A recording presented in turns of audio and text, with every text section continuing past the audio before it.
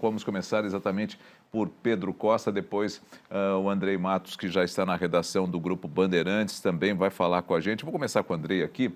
A gente falava aqui sobre o suco de laranja, né? O suco de laranja que foi atingido pelo tarifaço, né? E o suco de laranja que é tão importante para o governo, para os americanos, né? A mesa do americano tem lá o nosso suco de laranja em grande quantidade, né, Pedro?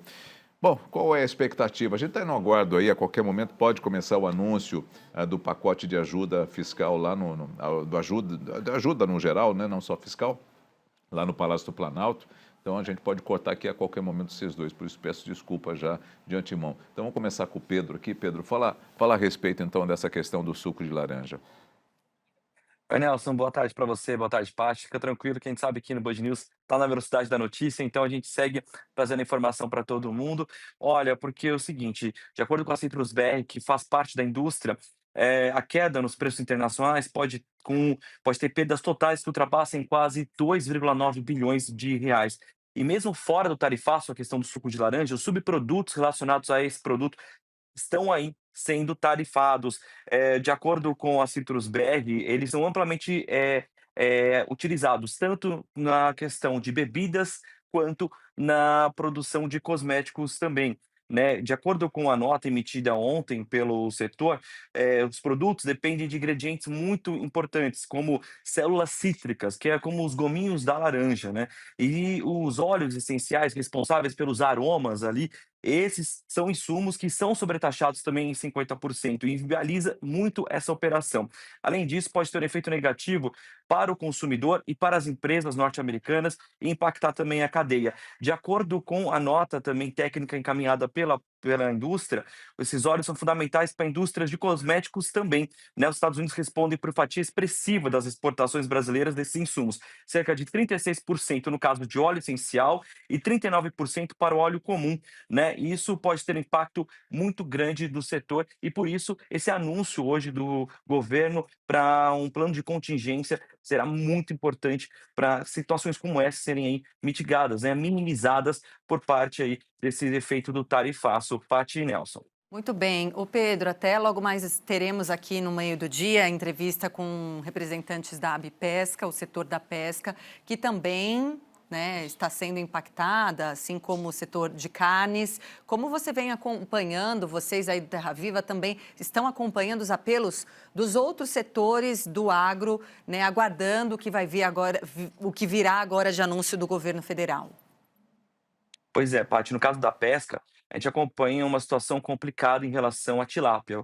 Os Estados Unidos é um grande comprador de produto, né? E aí não só, né, tem essa questão do tarifaço dos norte-americanos, mas também o Brasil começou a importar do Vietnã a tilápia, e isso tem prejudicado o consumo interno também, a competitividade do nosso produto.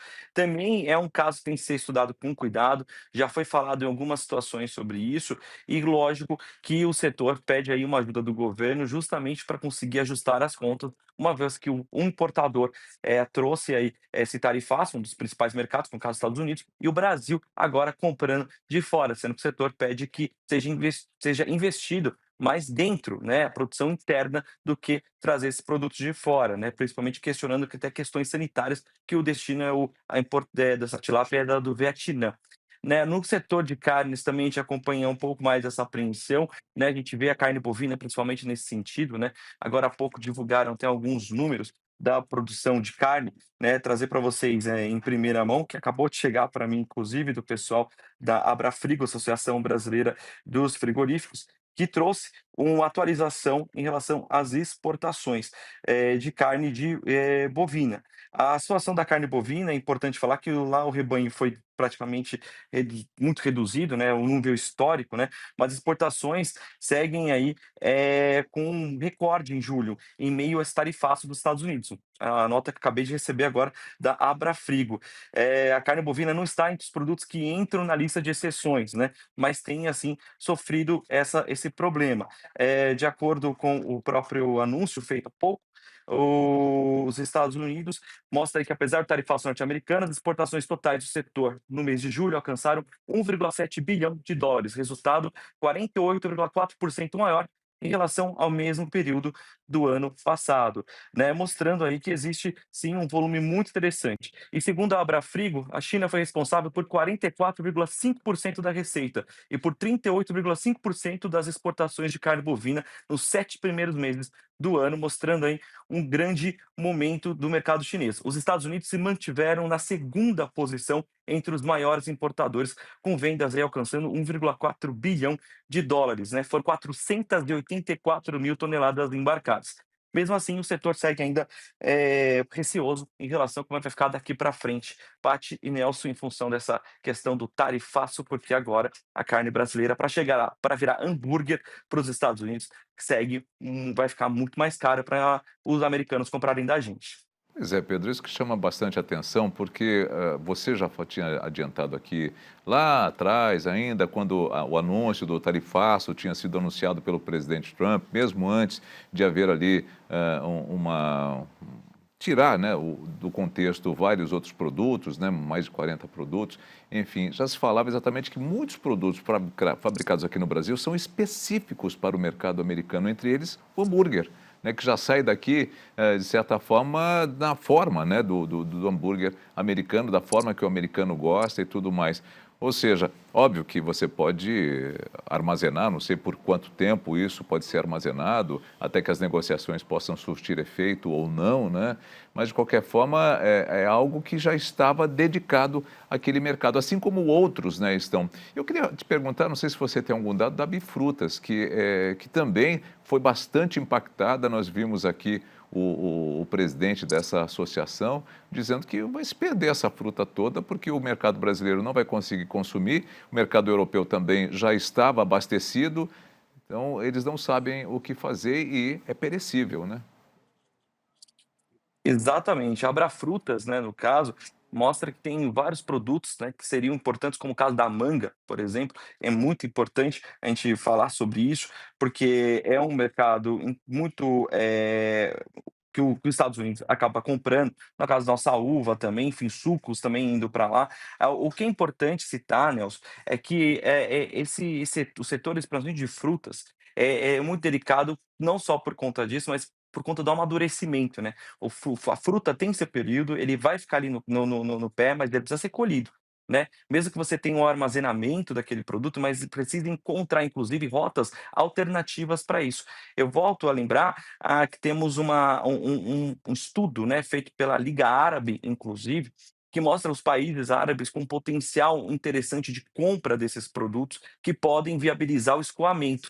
Além disso, né, nós temos uma aproximação maior com a China, né, justamente para conseguir ampliar esse envio desses produtos. Então, as perdas, né, que são aí nas cifras de bilhões, em função disso, se nós soltarmos todos os números aqui, formos destrinchar setor por setor, o agro, né, o Brasil é um país agro, né, nós temos uma diversificação muito grande em diversos produtos, né, uma agenda, uma pauta exportadora muito ampla.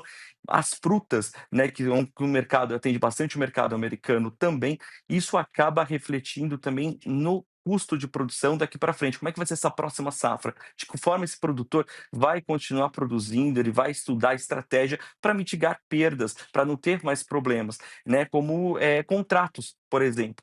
Então, tudo isso daqui para frente vai ser pensado, mas é importante agora, eu estou conversando com vários agentes do setor desde que começou esse tarifaço, né, desde que o Trump deu a primeira canetada, a estratégia do mercado é estudar ponto a ponto e discutir formas, sim, inteligentes e que tenham uma rota que vai, pelo menos não só nessa safra, mas na seguinte, trazer um alívio, porque, as férias, são medidas aí emergenciais, férias coletivas, o produtores aí tendo que estudar alternativas de como é que vai armazenar, porque o fato é como vai ficar daqui para frente, de que forma esse mercado torna-se ainda, confiável também à medida para a gente continuar exportando e trabalhando nesse ponto, né. Eu conversei com muitos não só produtores, mas, agroempresários que falam sobre estratégias inteligentes e também criar novas alianças com países vizinhos ou até mesmo de longe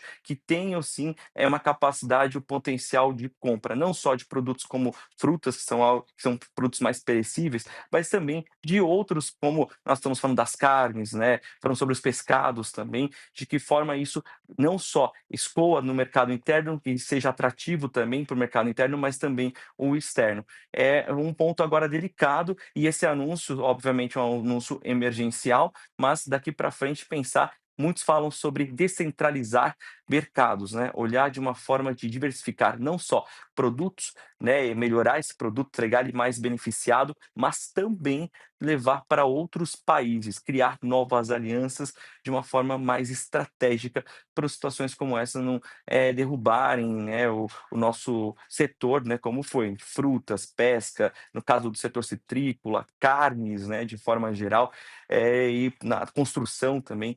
Então, houve um efeito dominó e que, de fato, deixaram os empresários aí um pouco mais receosos, né. Então, vamos aguardar o que o governo vai anunciar nesse sentido. É importante citar que existem esses estudos e os países, né, que já fazem comércio com o Brasil vão poder aí ter uma alternativa de consumo maior, se a gente conseguir, deslocar esses mercados, né, Elcio. Importante. Pedro Costa, do canal Terra Viva. Se puder, Pedro, continue com a gente. Se não puder, a gente sabe que existem aí outras atribuições do canal.